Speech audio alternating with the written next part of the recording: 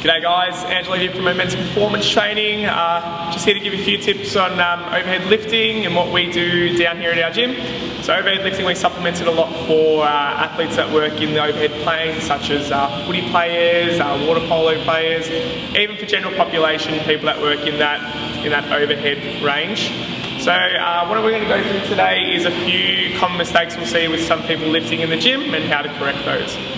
So in any type of overhead pressing exercise, in any type of gym, what you'll tend to see is people in the starting position, pressing straight overhead and compensating for the lower back and arching the rib cage. So what we're going to see in this position, ideally, in this top position, is actually bringing the rib cage down and remaining in that overhead position without compensating at the lower back.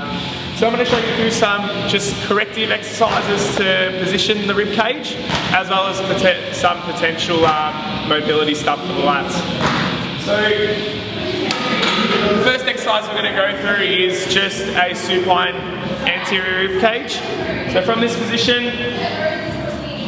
lying down on the floor, and from here, keeping the back nice and flat on the floor, not overextending. What we're going to do from this position is take a deep breath out. That's going to bring the rib cage down and tighten the core, and then we're going to elevate the head off the ground. So from this position, deep breath out, elevate the head, and as you can see, I'm still maintaining a neutral spine without overcompensating through the lower back. Ideally, you should not be in this position, so hyperextending, should be completely flat, and exhale all that air out. Cool. So that's one exercise that we can use to bring the rib cage down. The next exercise we can do for mobility is some eccentric loading.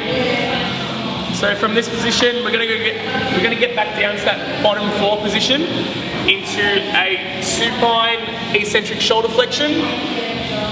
So we're going to get a plate, put it through a dowel, lying back, making sure we're in that same position again. Same thing, exhaling all the air in our lungs. We're going to bring the rib cage down, squeeze through the core. From here, holding the dowel slightly wider than shoulder width, and counting to 10 as you come down, nice and controlled.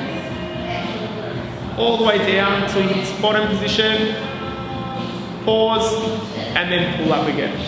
So ideally, when you come down, if you tend to start flaring at the ribs, you might be lacking in range in that position, so just come down to a point where you can maintain that anterior rib position and then pull back up.